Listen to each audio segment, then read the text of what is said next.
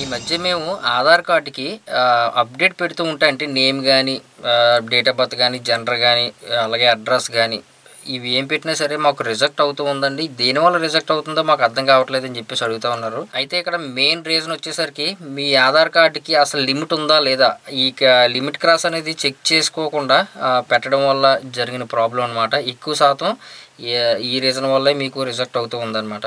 Present ఇప్పుడు ఎవరైనా customer వచ్చారనుకోండి, నేమ్ చేంజ్ చేయమని చెప్పేసి అడిగారు ఆధార్ కార్డులో, మీకు లిమిట్ ఉందా అని అడిగితే అసలు లిమిట్ ఏంటి అని చెప్పేసి అడుగుతున్న రోజులు కూడా ఉన్నాయి. అందువల్లే మీకు ఈ వీడియో చూసిన తర్వాత ఫస్ట్ చెక్ చేయండి, మీకు అసలు నేమ్ కానీ, డేట్ ఆఫ్ బర్త్ కానీ ఇవి ఏమన్నా మార్చుకోవడానికి అవకాశం ఉందా మన ఆధార్ కార్డులో అనేది చెక్ చేసుకున్న తర్వాత మాత్రమే మీరు ఆధార్ సెంటర్కి వెళ్ళి మీరు అప్డేట్ అనేది పెట్టుకోండి. లేదంటే మీకు మారదన్నమాట. ఒకవేళ పెట్టినా సరే మీకు రిజెక్ట్ చేస్తూ ఉంటారు. అయితే మనకి డైరెక్ట్గా యూఐడిఐ వాళ్ళు ఇచ్చింది మన ఆధార్ కార్డులో నేము 3 సార్లు అయితే మనం మార్చుకోవచ్చు. లైఫ్ టైంలో 3 సార్లు మార్చుకోవచ్చు. అలాగే డేట్ ఆఫ్ బర్త్ ఒకసారి మార్చుకోవచ్చు, జెండర్ ఒకసారి అయితే మార్చుకోవచ్చు. అలాగే అడ్రస్ మీరు ఎన్నిసార్లు అయినా మార్చుకోవచ్చు. బట్ ఏంటంటే నెలకి మీరు ఎన్నిసార్లైనా మార్చుకోవచ్చు కదా అని చెప్పేసి నెలకి ఒక 2-3 సార్లు పెడితే అవ్వదు. ఒకసారి అడ్రస్ చేంజ్ చేసిన తర్వాత మినిమం 2 months అయితే వెయిట్ చేయాలి. దాని తర్వాత మీరు అప్డేట్ పెట్టుకుంటే మళ్ళీ చేంజ్ అవుతుంది. కాబట్టి ఒకే నెలలోనే 2 సార్లు 3 సార్లు నేను పెట్టేస్తాను అంటే అది కూడా అవ్వదు అనమాట. వాళ్ళు ఇచ్చి లిమిట్ అయిపోయింది అనుకోండి, అయినా సరే మనం అప్డేట్ పెడితే ఏమవుతుంది, రిజెక్ట్ అవుతుంది. మరి అప్పుడు కూడా ఎలా చేంజ్ చేసుకోవాలని చెప్పేసి అడుగుతూ ఉన్నారు. అది చాలా పెద్ద ప్రాసెస్ అనమాట. అది ఆర్ఓ ఆఫీస్కి అయితే వెళ్ళవలసి ఉంటుంది, డైరెక్ట్గా మెయిన్ హెడ్ ఆఫీస్కి. అక్కడికి వెళ్ళి ఒక టోకెన్ తీసుకొని మళ్ళీ వాళ్ళకి ఒక కన్సెంట్ ఫామ్ మనం ఫిల్ చేసి ఇచ్చి తర్వాత ఒరిజినల్ ప్రూఫ్ కూడా తీసుకెళ్ళాలి. మామూలుగా అయితే జెరాక్స్లు కానీ ఇలాంటి కలర్ డాక్యుమెంట్ కూడా వాళ్ళు అయితే యాక్సెప్ట్ చేయరు. నిజంగా ఉన్న ఒరిజినల్ ప్రూఫ్ మాత్రమే మనకు అక్కడ తీసుకెళ్ళాలి. అయినా సరే 50-50 ఛాన్సెస్ అయితే ఉంటాయి. అవుతుందనే నమ్మకం కూడా లేదనమాట. కాబట్టి చాలా జాగ్రత్తగా మీరు యాజ్ పర్ ఎస్ఎస్సి ఒకవేళ చదువుకున్న వాళ్ళు అయితే కనుక ఏ జాబ్కి అప్లై చేసినా మినిమం ఎస్ఎస్సి డీటెయిల్స్ ప్రకారంగా అడుగుతారు. కాబట్టి 10th క్లాస్లో ఏ విధంగా డీటెయిల్స్ ఉన్నాయో, అంటే మీ నేమ్ కానీ, డేట్ ఆఫ్ బర్త్ కానీ ఇవన్నీ కూడా ఏ విధంగా ఉన్నాయో మీ ఆధార్ కార్డు పాన కూడా సేమ్ అదే విధంగా చేసుకోండి. చదువుకున్న వారు అయితే, చదువుకోలేని వారికి అయితే అది మ్యారేజ్ సర్టిఫికేట్ ప్రకారంగా కానీ అది మీ ఇష్టం అనమాట. అలాగే ఇక్కడ అడ్రస్ చేంజ్ చేసేటప్పుడు అక్కడ భర్త పేరు పెట్టాలా, తండ్రి పేరు పెట్టాలా, లేదంటే వేరే గార్డియన్ పెట్టాలా అని చెప్పేసి అడుగుతూ ఉన్నారు. అక్కడ సన్ ఆఫ్, కేర్ ఆఫ్ ఇవన్నీ కూడా ఇస్తూ ఉన్నారు కదా.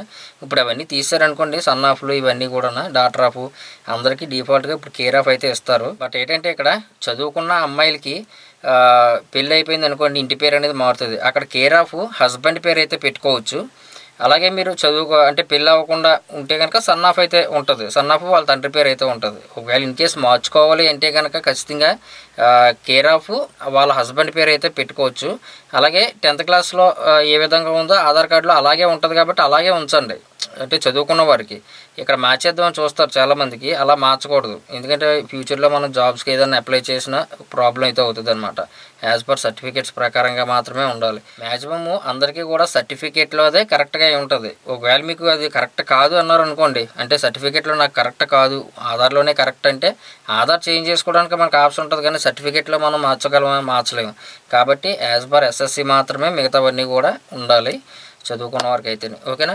అయితే ఈరోజు వీడియోలో మీకు మీరు అప్డేట్ పెట్టే ముందు ఈ లిమిట్ క్రాస్ అసలు ఉందా లేదా, మీకు అసలు మార్చుకునే సదుపాయం మీకు ఎలిజిబిలిటీ ఉందా లేదా అనేది చెక్ చేసుకున్న తర్వాత మాత్రమే మీరు ఆధార్ సెంటర్కి వెళ్ళి అప్డేట్ అనేది చేయించుకోండి. ఓకేనా. చిన్న డెమో అయితే చూపిస్తాను మీకు. ఈ వీడియో కింద డిస్క్రిప్షన్లో లింక్ కూడా మీకు పెడతాను, ఒకసారి చెక్ చేసుకోండి. ఇది చెక్ చేసుకోవాలంటే ఆధార్కి మొబైల్ నెంబర్ లింక్ ఉండాలి. ఓకేనా. వీడియో మీద ఇంకేమైనా డౌట్స్ ఉంటే కనుక కింద కామెంట్ సెక్షన్లో అయితే మెన్షన్ చేయండి. వీడియో నచ్చితే ఖచ్చితంగా లైక్ చేయండి. అలాగే మన ఛానల్ మాత్రం సబ్స్క్రైబ్ చేసుకోవడం మర్చిపోవద్దు.